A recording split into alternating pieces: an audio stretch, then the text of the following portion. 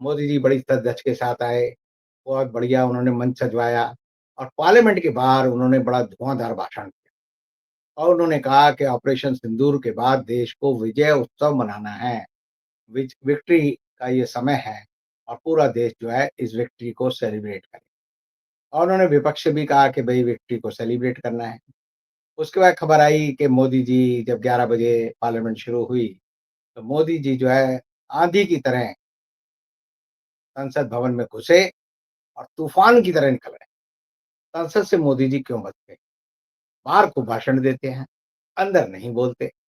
अंदर इसलिए नहीं बोलते क्योंकि अंदर प्रधानमंत्री अगर गलत बयानबाज़ी करेगा, तो उसके खिलाफ एक प्रिविलेज मोशन आ सकता है और प्रिविलेज मोशन में उन्हें दंड और सज़ा मिल सकती है या वो एश्योरेंस होगी तो उसके खिलाफ भी प्रिविलेज मोशन आ सकता है। तो मोदी जी को संसद की बारीकियाँ पता है। वो जानते हैं कि संसद में बोलूँगा तो फँस जाऊँगा। कल दूसरा दिन है, तीसरे दिन मोदी जी फुर उड़ जाएँगे, हिंदुस्तान में नहीं मिलेंगे। वो ब्रिटेन जा रहे हैं। ब्रिटेन में क्यों जा रहे हैं? कहते हैं जी वहाँ बड़ा महत्वपूर्ण काम है। यानी हिंदुस्तान का प्रधानमंत्री हिंदुस्तान की लोकसभा को, हिंदुस्तान की राज्यसभा को कूड़ेदान समझता है कि यहाँ बदबू आती है, गटर है, बजबजाता है, यहाँ मैं बैठ नहीं सकता और मुझे तो वहाँ की इंग्लैंड की हसीन वादियों में जाना है, विदेशों में घूमना है। तो ऐसा प्रधानमंत्री आप क्या कहेंगे? आप लोगों को सोचना है।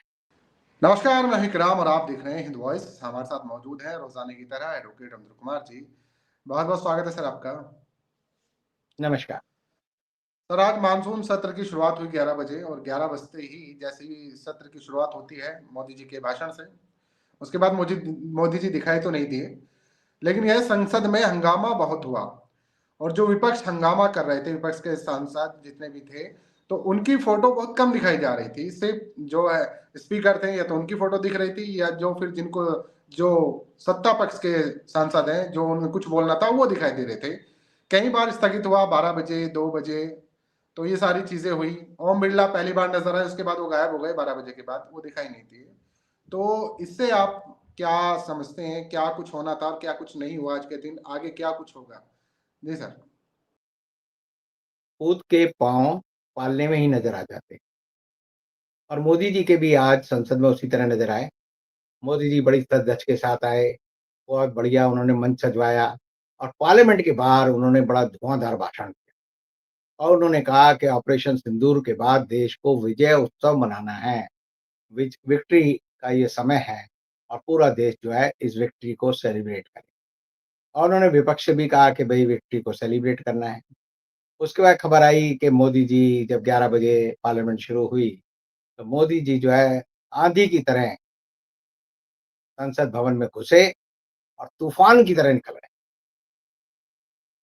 यानी बरसे भी नहीं, जैसे बादल होते हैं ना बिना गरजे जो है बरसे वो निकल गए, वैसे ही मोदी जी ने पूरे सदन को अपनी जो कंठ की वाणी थी, वो सुनने के लिए मेरे कान तो तरस गए। मोदी जी नज़र नहीं आए। मोदी जी नज़र नहीं आए तो आप समझ सकते हैं लुबो-लुबाब यही है कि मोदी जी को संसद में बोलने में डर लगता है। और संसद में बोलने में डर क्यों लगता है? क्योंकि वहाँ उनके पास टेलीप्रॉम्प्टर नहीं होता। अगर संसद में ये व्यवस्था कर दी जाए कि प्रधानमंत्री के दोनों तरफ, तीनों तरफ टेलीप्रॉम्प्टर होगा, तो आप मेरी बात को लिख के रख लीजिए, मोदी जी ऐसा धाकड़ भाषण देंगे कि इतिहास में दूर-दूर तक हो। संसद से मोदी जी क्यों बचते? बाहर खूब भाषण देते हैं, अंदर नहीं बोलते। अंदर इसलिए नहीं बोलते क्योंकि अंदर प्रधानमंत्री अगर गलत बयानबाज़ी करेगा, तो उसके खिलाफ एक प्रिविलेज मोशन आ सकता है और प्रिविलेज मोशन में उन्हें दंड और सज़ा मिल सकती है या वो एश्योरेंस होगी तो उसके खिलाफ भी प्रिविलेज मोशन आ सकता है। तो मोदी जी को संसद की बारीकियाँ पता है। वो जानते हैं कि संसद में बोलूँगा तो फँस जाऊँगा। अब बच्चू कहता है कि मैं फँसूँगा नहीं, तुम कुछ भी कर लो। एक दिल्ली में एक गिरोह होता था, जिसे बोलते थे कच्छा गिरोह। वो लोगों के घर में जब डकैती डालने जाते थे, तो अपने शरीर पे खूब सरसों का तेल मल लेते थे और कच्छा पहन लेते थे और कच्छा पहन के वो किसी के घर में घुस के जो है चोरी-चकारी करते थे। लोग जग जाते थे तो पकड़ते थे तो मछली की तरह वो फिसल के निकल जाते थे और मोदी जी भी उसी तरह मछली की तरह हैं, वो फिसल जाते हैं, पकड़ में नहीं आते। अबे राहुल गांधी बेचारा रोज़ लगा रहता है, खड़गे साहब रोज़ लगे रहते हैं, जो और दूसरे लोग हैं वो लगे रहते हैं कि भई इस मछली को कैसे पकड़ें? लेकिन वो 2 बातें नहीं जानते। जो मछुआरा होता है वो एक बात अच्छी तरह जानता है कि जो हाथ की मछली है, अगर वो फिसल के पानी में चली गई, तो दोबारा नहीं पकड़ा में आएगी। दूसरी मछली तो पकड़ लोगे। और मोदी जी तो बचपन से मगरमच्छ से खेलने के आदी रहे हैं, खुद मगरमच्छ हैं। तो ऐसी हालत में मगरमच्छ से मछलियों को डरना चाहिए। ये एक नीति, रीति, सिद्धांत है। ये विपक्ष को सीखना पड़ेगा, देश की जनता को समझना पड़ेगा कि उनका पाला जो है उस आदमी से पड़ा है जिसकी जो खाल है, वो गैंडे की तरह तो मोटी है। और वो आँसू बहाएगा मगरमच्छ की तरह। तो कुल मिलाकर संसद का ये सत्र जो है, जिसका इंतज़ार पूरे देश की जनता कर रही थी, मैं भी कर रहा था, 145 करोड़ लोग कर रहे थे कि भई संसद का मानसून सत्र शुरू होगा, तो पहले दिन बड़ा कंस्ट्रक्टिव बहस होगी और बहुत सारे मुद्दे जिनका लोगों को इंतज़ार है, ऑपरेशन सिंदूर, पहलगाम और जो बाकी की घटनाएँ हैं, कि कैसे बोइंग का जहाज गिर गया, कैसे जो है बिहार में जो मतदाता सूची में चुनाव आयोग जो है सांड की तरह लगा हुआ है कुचलने में लोकतंत्र को, उसको बाँधा जाएगा। तो इन सारी चीज़ों के लिए लोग इंतज़ार कर रहे थे, पहला दिन बेकार गया। कल दूसरा दिन है, तीसरे दिन मोदी जी फुर उड़ जाएँगे, हिंदुस्तान में नहीं मिलेंगे, वो ब्रिटेन जा रहे हैं। ब्रिटेन में क्यों जा रहे हैं? कहते हैं जी वहाँ बड़ा महत्वपूर्ण काम है। यानी हिंदुस्तान का प्रधानमंत्री हिंदुस्तान की लोकसभा को, हिंदुस्तान की राज्यसभा को कूड़ेदान समझता है कि यहाँ बदबू आती है, गटर है, बजबजाता है, यहाँ मैं बैठ नहीं सकता और मुझे तो वहाँ की इंग्लैंड की हसीन वादियों में जाना है, विदेशों में घूमना है। तो ऐसा प्रधानमंत्री आप क्या कहेंगे? आप लोगों को सोचना है।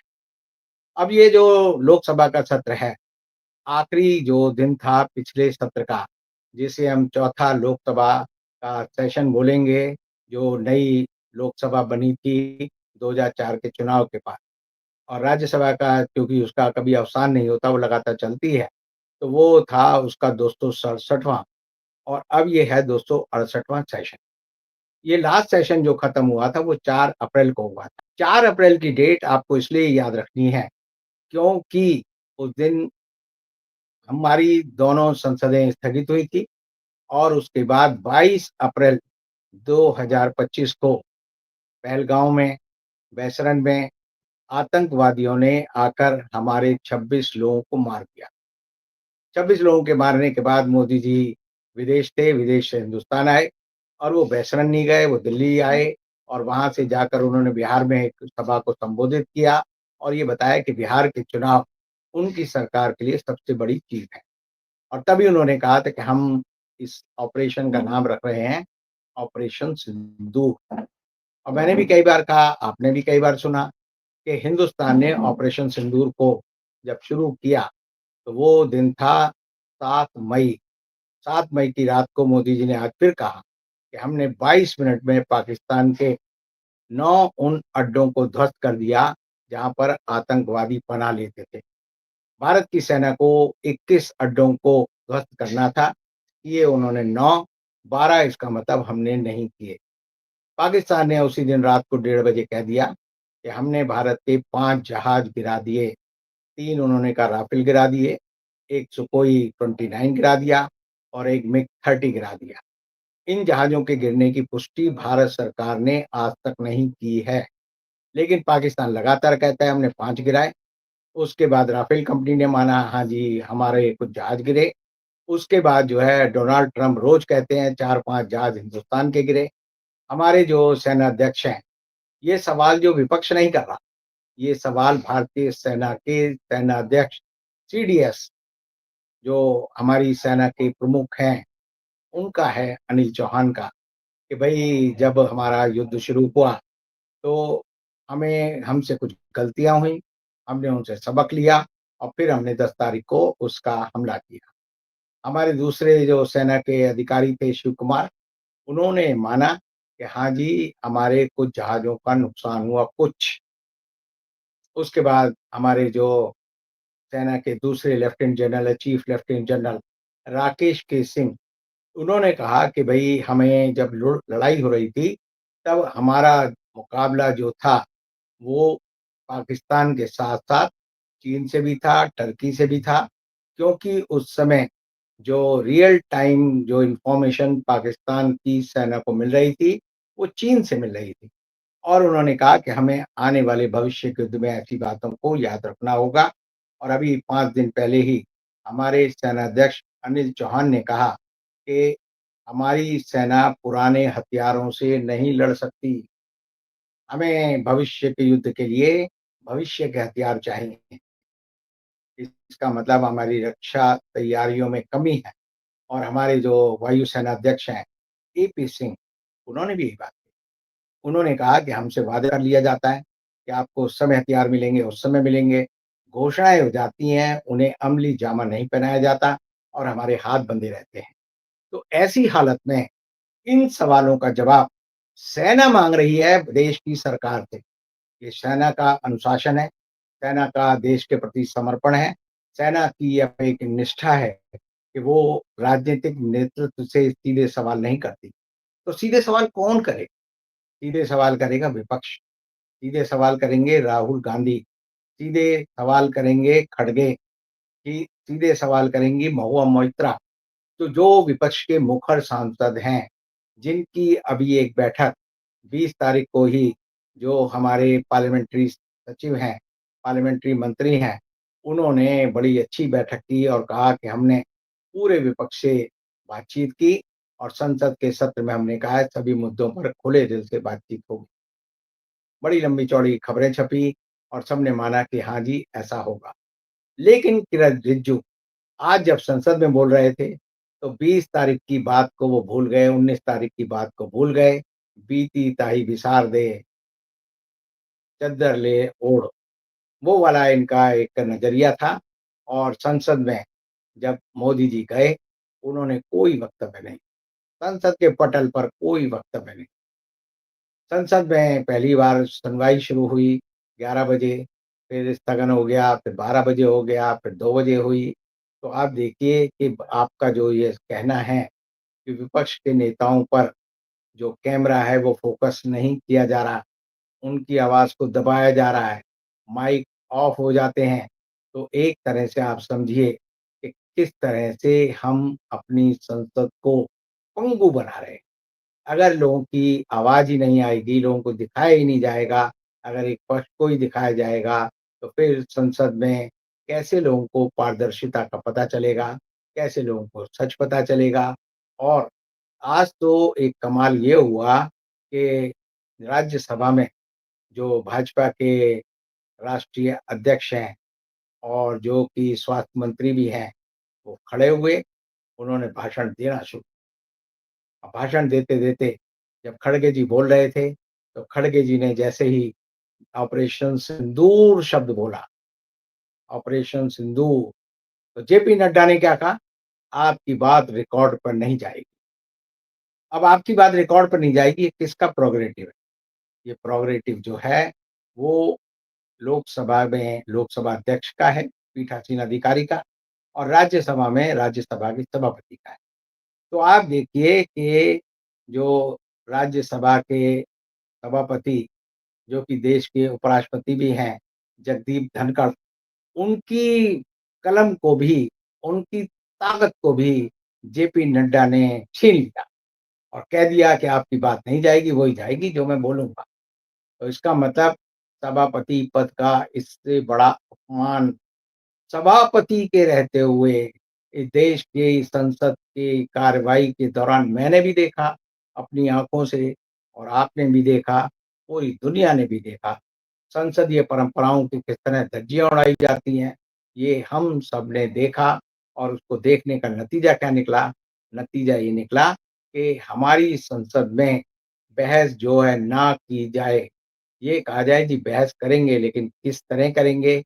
ये सब विपक्ष की आवाज़ को दबाने की सरकार की कोशिश है और उसमें दोनों सदनों के पीठासीन अधिकारी मिले। एक पल को भी आप ये जो है, इस तरह का शक जो अगर दिमाग में है कि भई वो नहीं मिले हुए, वो निष्पक्ष हैं, तो मैं आज कह सकता हूँ वो नहीं है। अब जो दूसरी बात है कि भई ऑपरेशन सिंदूर या जो बेसरन में जो जाँच चल रही है उसका क्या हुआ? लोकसभा यही तो पूछ रही है। बेसरन में जब 26 लोग मरे, तो सर्वदलीय विपक्ष की बैठक हुई, उसमें प्रधानमंत्री नहीं गए, उसमें नहीं गए। दोबारा बैठक हुई, उसमें प्रधानमंत्री नहीं गए। विपक्ष क्या माँग कर रहा था? विपक्ष माँग कर रहा था भई इसकी जो है चर्चा होनी चाहिए, संसद का सत्र बुलाया जाना चाहिए। मैंने क्या कहा? 4 मार्च को सदन स्थगित हुआ और 22 तारीख को घटना हुई, तो उसके लिए आपने कितने दिन इंतज़ार किया? 22 मार्च से 22 मई, 22 जून और अब है 31 जून, तो कितने महीने बिता दिए? 3 क्यों बिता दिए? क्योंकि चर्चा नहीं कराना चाहते, मंशा भी यही है। सरकार इशारे-इशारों में बात करती है। कुछ जहाज़ों का नुकसान हुआ है, कुछ कितने हैं वो नहीं बताएँगे। पाकिस्तान दिल ठोक कर, सीना ठोक कर कहता है 5 गिराए। मैंने कल भी सवाल किया, जब जहाज गिरे, उनको मिसाइल लगी, उड़ते हुए जहाज को, तो कितने पायलट मारे गए? भई मैंने आपको कल भी बताया था कि राफ़ेल में कुछ 6 जहाज हैं जिनमें 2 पायलट बैठते हैं और 30 जहाज हैं जिनमें 1 पायलट बैठता है। जो सुखोई है, उसमें हर एक में 2 पायलट बैठते हैं। तो अगर 3 राफ़ेल हैं तो कौन से थे? 1 वाले थे या 2 वाले थे? सुखोई थे तो कितने थे? कितने पायलट शहीद हुए ये बताना ज़रूरी है और ये बताना इसलिए ज़रूरी है क्योंकि जो जवानों ने जान दी, उनकी शहादत को हमें सम्मान देना चाहिए। उनके परिवार को ढाँढस बंधाना चाहिए। सरकार बताती नहीं। वैसे की जाँच एनआईए को दे दी। एनआईए को दे दी तो उसमें क्या नतीजा निकला? आप देखिए दिल्ली में भी आप पढ़ते हैं, हम भी पढ़ते हैं। कहीं खून हो गया, पुलिस जाती है कहती 5 गोली चलाई, 4 खोखे बरामद हुए। उन खोखों को पुलिंदे में बनाया जाता है, उनको सील किया जाता है, फिर उनको एफएसएल में भेजा जाता है। बेसरन में 26 लोग मरे, उनको कितनी गोलियाँ लगी, वो एक अलग बात है। लेकिन जो गोली चलती है, उसका जो खोखे हैं, कितने खोखे मिले, किस बुलेट के थे, किस मेक के थे, उसपे लिखा होता है वो गोली हिंदुस्तान में बनी या पाकिस्तान में बनी या बाहर बनी। कम से कम एनआईए को ये बताना चाहिए किन शस्त्रों से क्योंकि हथियार भी तो नहीं मिले। तो सिर्फ़ आपको गोलियों के खोल से पता चल सकता है कि कितनी गोलियाँ चली, कितने उनके मेकर थे, कहाँ बनी, उनमें कौन-सा विस्फोटक था। अब विस्फोटक जानना क्यों ज़रूरी है? आज ही हाई कोर्ट ने मुंबई में जो वहाँ की ट्रेन है लोकल, उसमें बम धमाके में 12 लोगों को छोड़ दिया। निचली अदालत ने 13 लोगों को सज़ा दी थी, 1 आदमी की मौत हो गई और 12 को क्यों छोड़ दिया? उन्होंने कहा कि जो विस्फोट हैं, वो कौन से विस्फोट थे और उस विस्फोटक का ये जो 12 लोग हैं, जो अपराधी हैं, जिनके घर दिखाया गया कि क्या-क्या बरामद हुआ, पुलिस उसका सबूत नहीं दे पाई। जब आप सबूत नहीं दे पाते, तो आप कैसे सिद्ध करोगे कि इन लोगों ने वो लोकल ट्रेन में विस्फोट 2006 में किया था? तो अदालत ने कहा इनको बाइज्जत बरी कर दो, इनके खिलाफ कोई सबूत नहीं मिला, तो लोग छूट गए। अब आप सोचिए कि बेसरन के अगर चारों लोग पकड़े भी जाएँ और हम ये ना बता पाएँ खोल ये थे, ये वाली बारूद थी, तो वो चारों के चारों छूट जाएँगे। अभी तो पकड़े ही नहीं गए हैं, तो पकड़े जाएँ, नहीं पकड़े जाएँ ये दूसरा एक रहस्य है, जो भारत सरकार बताना नहीं चाहती, ना शेयर करना चाहती। क्योंकि खुद हमारे जो लेफ्टिनेंट जनरल राकेश के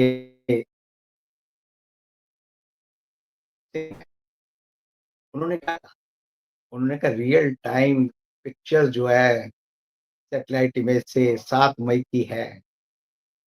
किसके पास है? पाकिस्तान के पास। दी किसने? चीन ने दी।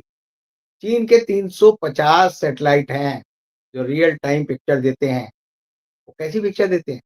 अगर मैं बाहर मैदान में खड़ा होकर किताब पढ़ रहा हूँ, तो वो सैटेलाइट ऊपर से देख लेगा इस किताब में क्या लिखा है, रविंद्र कुमार क्या पढ़ रहे हैं और वो उसकी इमेज को सुरक्षित कर लेगा। अब बैसरन में जब हमला हुआ, तो हमारे पास भी ऐसे 16 सैटेलाइट हैं, जो भारत पे निगाह रखते हैं। मेरा मानना है कश्मीर में कम से कम 6 ऐसे सैटेलाइट हैं जो पूरी निगाह रखते हैं रियल टाइम।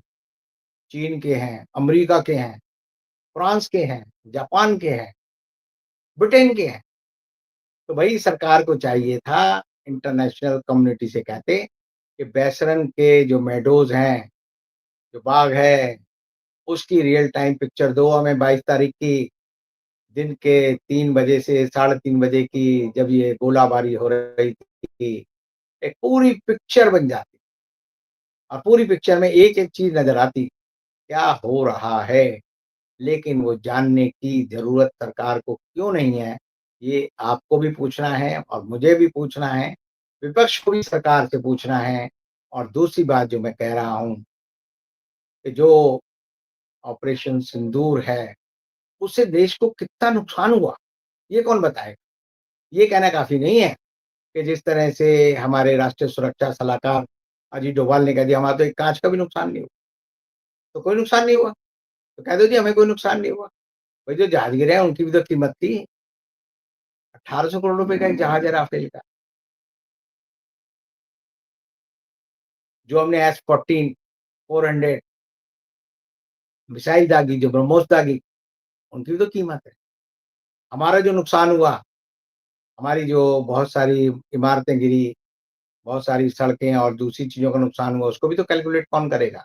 सरकार ही तो करेगी। सरकार को बताना चाहिए कि हमारा नुकसान इतना हुआ, पाकिस्तान का इतना हुआ।